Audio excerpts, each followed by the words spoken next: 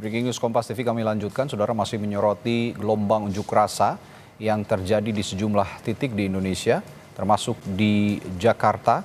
Kita lihat visual yang Anda saksikan di layar kaca ini adalah visual terkini dari depan gedung DPR RI Senayan, Jakarta. Kita ketahui Parlemen akan segera mengesahkan rancangan atau revisi Undang-Undang Pilkada yang mana sebelumnya dianggap menganulir putusan Mahkamah Konstitusi soal syarat pencalonan kepala daerah yang akan diselenggarakan di Pilkada serentak 2024. Ini adalah satu bentuk protes dari Civitas Akademika yang terjadi di depan gedung DPR RI. Sejak pagi, saudara, masa pengunjuk rasa sudah berangsur mendatangi depan gedung DPR RI Senayan, Jakarta. Sementara di dalam, rencananya pada pukul 10 pagi ini, revisi Undang-Undang Pilkada akan disahkan setelah tadi malam rapat di Panja atau Pansus, revisi Undang-Undang Pilkada di Badan Legislasi juga sudah menyepakati Undang-Undang Pilkada ini direvisi berdasarkan kesepakatan mayoritas fraksi yang ada di DPR RI. Hanya satu fraksi yang tegas menolak revisi Undang-Undang Pilkada, yakni fraksi Partai Demokrasi Indonesia Perjuangan. Sisanya semua fraksi menyetujui untuk kemudian dibawa di paripurna DPR RI untuk disahkan.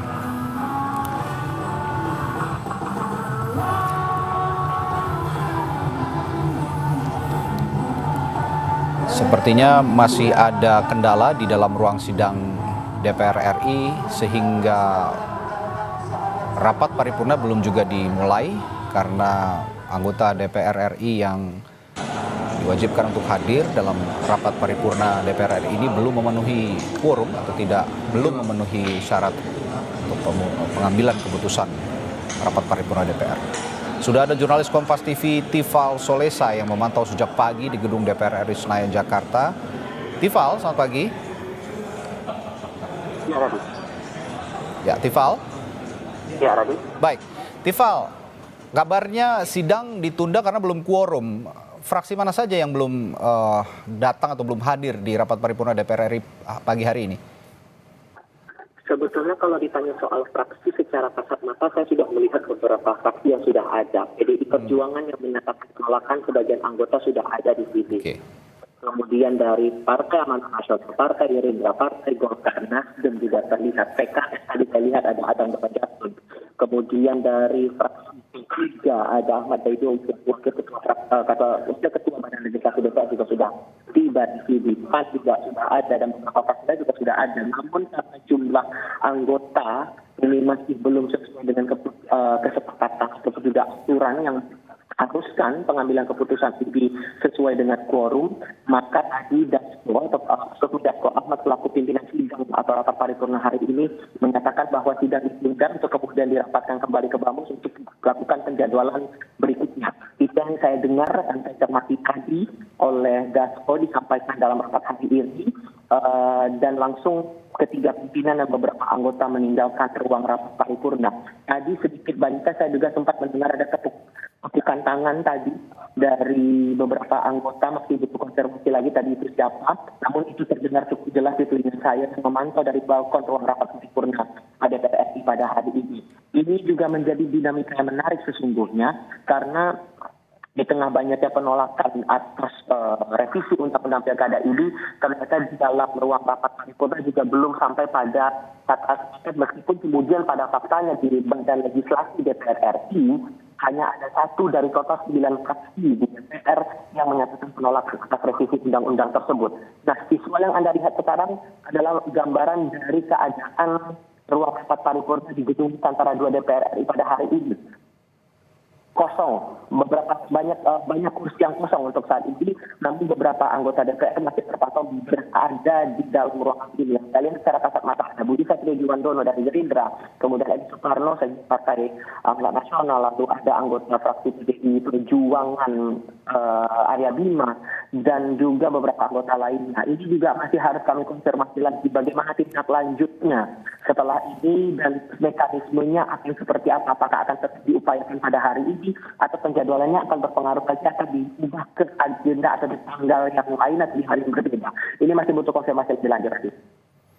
Ya, dengan keterangan belum quorum itu tadi sehingga rapat paripurna DPR RI ditunda dan mungkin akan kembali dibahas di Bamus lagi untuk kemudian ditetapkan jadwal berikutnya untuk rapat paripurna sehingga memenuhi quorum ya begitu, sehingga rapat paripurna untuk mengesahkan rancangan atau revisi Undang-Undang Pilkada ini bisa segera dilaksanakan. Nanti kami akan perbaharui lagi, Tifal, informasi dari Anda. Sementara ini, terima kasih. Kita akan bergeser ke Yogyakarta, tidak hanya di Gedung Senayan Jakarta, Gedung DPR RI Senayan Jakarta. Ada juga aksi unjuk rasa yang digalang Civitas Akademika dan juga mahasiswa di Yogyakarta. Kita akan pantau kondisi paling akhir dari sana. Ada jurnalis Kompas TV Michael Aryawan yang memantaunya dari lapangan. Michael, sejak pagi tadi sepertinya mahasiswa sudah memadati Universitas Gadjah Mada ya. Ini dari unsur Civitas Akademika mana saja dari selain Universitas Gadjah Mada yang melaksanakan unjuk rasa hari ini? Ya, selamat siang Radi. Jelang siang ini mahasiswa dari Universitas Gadjah Mada sudah bergeser. Mereka sudah meninggalkan kampusnya dan tempat kami melaporkan saat ini Radi untuk Anda berada di Taman Parkir Abu Bakar Ali. Nah, Taman Parkir Abu Bakar Ali ini adalah titik pertemuan seluruh mahasiswa Yogyakarta yang menggelar unjuk rasa mengawal putusan MK terkait revisi Undang-Undang Pilkada. Nah, di tempat ini, Radi, selain mahasiswa dari UGM, kami juga memantau ada mahasiswa dari UII Yogyakarta, kemudian ada dari Universitas Negeri Yogyakarta, kemudian Universitas Pembangunan Nasional, dan sejumlah fakultas lainnya yang memang juga turut serta dalam aksi mengecam DPR RI terkait dengan revisi Undang-Undang Pilkada kemarin. Demikian, Radi. Ya, baik. Kami juga akan nanti perbaharui lagi informasi dari sana, Mika atau Michael Aryawan dari Yogyakarta. Terima kasih sementara ini dan kita akan kembali berbincang dengan analis politik dengan Mas Aan Eko Widiarto. Selamat pagi jelang siang, Mas Aan. Selamat pagi. Ya, selamat pagi. Ya, Mas Aan, ini gelombang unjuk rasa yang memang kita bahas sejak pagi, revisi Undang-Undang Pilkada yang banyak dinilai ya sebagai akal-akalan begitu ya, dan banyak sekali publik juga yang resah atas tindakan politik atau kalau tadi dibahas karakter politik seorang anggota dewan yang mana hanya misalkan satu fraksi saja yang tidak menyetujui revisi Undang-Undang Pilkada. Sejauh ini apakah gerakan aksi hari ini bisa mengubah apa yang sudah diputuskan dalam rapat balik dan nanti siang ini akan disahkan di paripurna, Mas Aan? Ya, demonstrasi atau unjuk rasa yang pagi ini secara serentak ya, baik melalui datang ke lapangan, ke jalan-jalan, turun jalan, kemudian lewat tulisan yang marak di media massa. Ini adalah suara rakyat ya. Kita kembali kepada hakikat demokrasi. Demokrasi adalah pemerintahan yang berdasar pada suara rakyat atau pemerintahan oleh rakyat. Maka dari itu ketika rakyat bersuara seperti yang dilakukan pada pagi hari ini adalah suara murni yang memang harus didengar oleh penguasa, harus didengar oleh pembentuk undang-undang, harus didengar oleh Presiden dan DPR. Kalau diabaikan suara-suara rakyat ini sebagai pemilik kedaulatan, maka ini akan berbahaya dalam konteks penyelenggaraan negara. Rakyat sudah distrust terhadap penguasanya. Penguasa itu dalam konstruksi ilmu negara itu mendapatkan kekuasaannya dari mandat rakyat. Jadi yang memegang kekuasaan itu, kedaulatan itu sebenarnya rakyat. Kemudian dimandatkan, diserahkan dalam bentuk kekuasaan kepada penguasa untuk menjalankan pemerintahan dan melindungi hak-hak rakyat.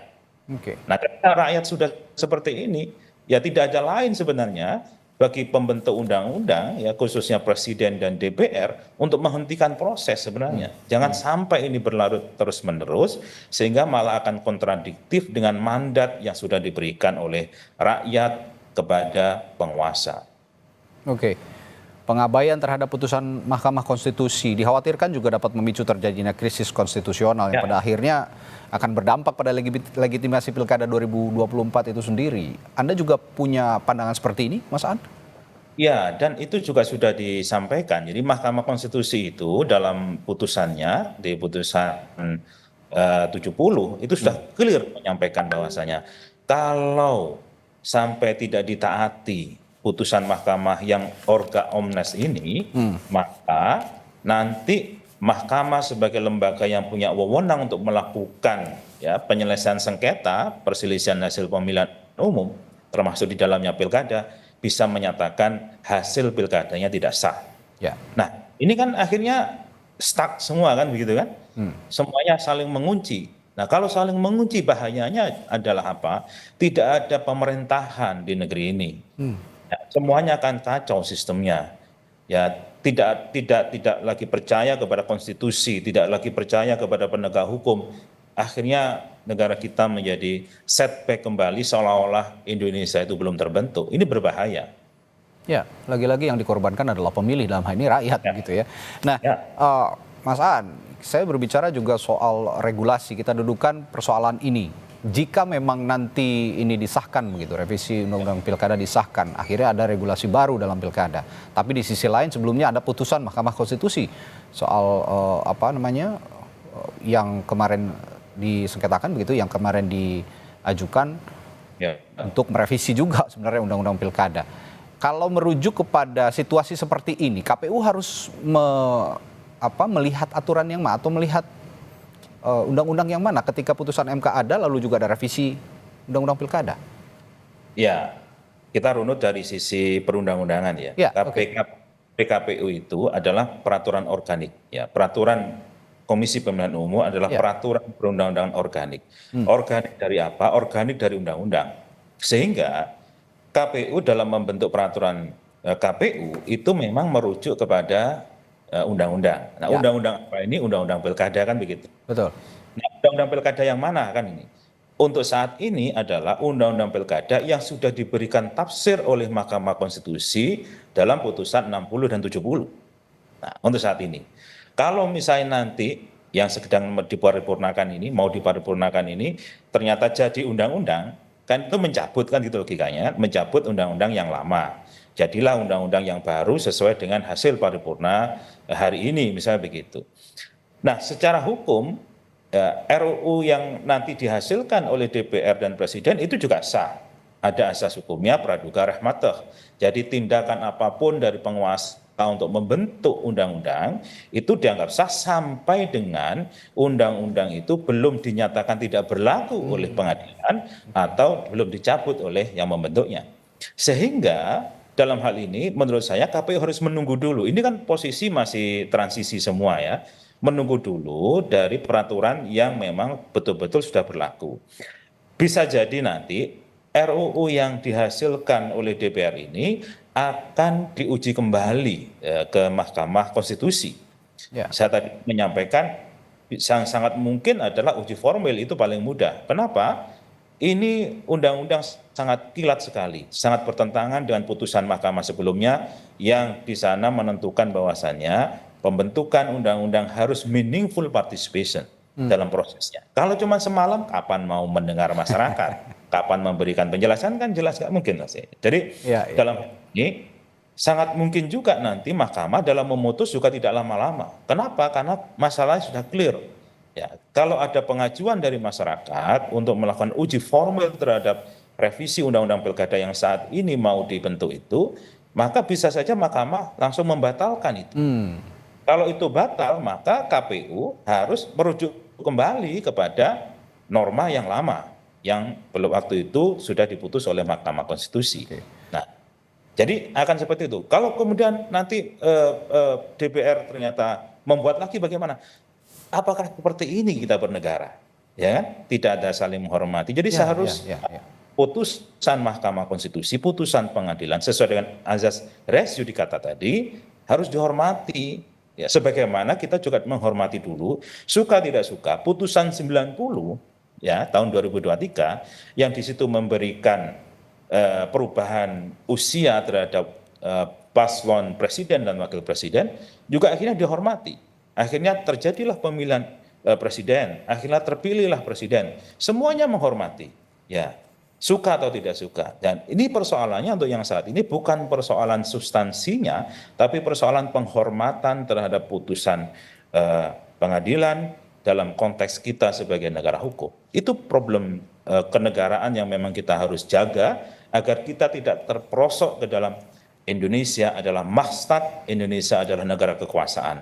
Ini sangat tipis antara Reichstat dengan mahstat dalam perilaku yang ada hari ini. Nah, inilah harus kita jaga. Oke.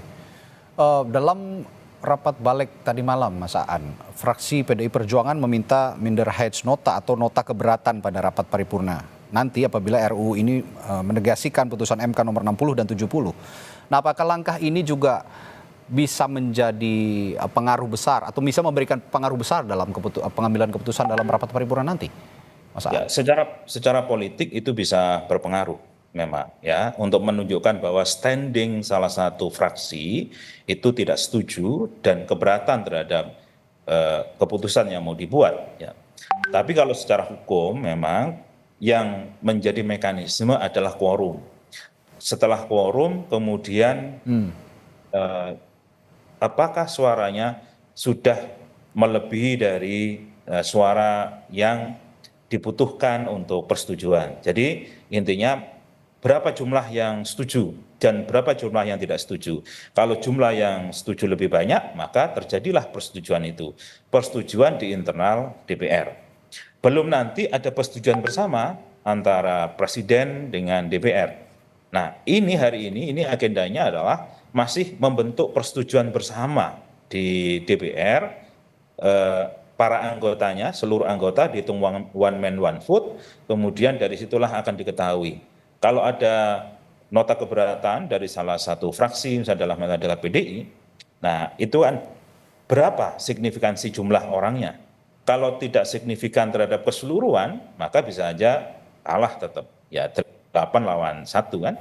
Nah, dari sisi jumlah orang tentunya ya masih kalah ya, yang satu ya, betul. Masih terbesar begitu. Baik, Mas Aan, kita akan lanjutkan nanti perbincangannya. Namun sebelum itu kami akan sampaikan informasi terlebih dahulu. DPR hari ini, saudara, menggelar rapat paripurna mengesahkan revisi Undang-Undang Pilkada. Rapat dipimpin oleh Wakil Ketua DPR RI Sufmi Dasko Ahmad. Nah, usai membuka rapat paripurna, Sufmi Dasko mengatakan rapat paripurna harus memenuhi aturan tata tertib. Namun karena peserta rapat tidak memenuhi quorum, maka rapat paripurna hari ini ditunda dan tidak bisa dilaksanakan. Sesuai dengan tata tertib yang ada di DPR, bahwa rapat-rapat dalam pengambilan keputusan atau rapat paripurna itu harus memenuhi aturan dan tata tertib yang berlaku. Nah, setelah diskor sampai dengan 30 menit, tadi peserta rapat tidak memenuhi quorum, sehingga sesuai dengan aturan yang ada bahwa rapat tidak bisa diteruskan. Nah, sehingga acara pada hari ini pelaksanaan pengesahan revisi Undang-Undang Pilkada otomatis tidak bisa dilaksanakan. Berapa yang hadir, Bang, laporannya fraksi Gerindra sendiri? Di fraksi Gerindra ada 10. Hanya 10 yang hadir? Jadi hadir fisik ini ada 86 orang kalau nggak salah tadi. Ya, gitu. Bang, ini ditunda atau dibatalkan? Ya, kalau sidang hari ini ya kita tunda. Kita ada mekanisme, nanti kan harus dirapimkan lagi, dibamuskan lagi. Jadi pada hari ini kita DPR mengikuti aturan dan tata tertib yang ada, sehingga pada hari ini pengesahan tidak dapat dilaksanakan. Kalau rapim dan bamusnya akan dijadwalkan kapan, Bang? Ya belum tahu. Apakah nanti akan sebelum 7 Agustus pendaftaran atau gimana, Bang? Ya, kita akan lihat mekanisme juga yang berlaku, apakah nanti mau diadakan rapim dan bamus, karena itu ada aturannya, saya belum bisa jawab. Kita akan lihat lagi ya dalam beberapa saat. Bang, di saat yang sama kan agenda pengesahan hari ini itu kan menuai gelombang penolakan, dan apakah tetap digelar juga rapat Rapim dan Bamus atau pengesahannya? Ya, nanti kita akan lihat perkembangannya ya. Kita akan rapatkan, dan kita DPR itu adalah lembaga perwakilan dari rakyat, dan tentunya juga akan melihat aspirasi dari rakyat. Demikian. Kita akan pantau lagi kondisi terkini di depan gedung DPR RI, di mana di sana ada aksi unjuk rasa mahasiswa yang sedang dilakukan. Ada jurnalis Kompas TV Claudia Carla yang akan melaporkannya langsung dari depan gedung DPR RI Senayan, Jakarta. Carla, selain tentu saja tuntutan para mahasiswa ini untuk agar DPR tidak mengesahkan revisi Undang-Undang Pilkada, selain itu adakah tujuan lain atau tuntutan lain dari mahasiswa terkait unjuk rasa hari ini, Carla?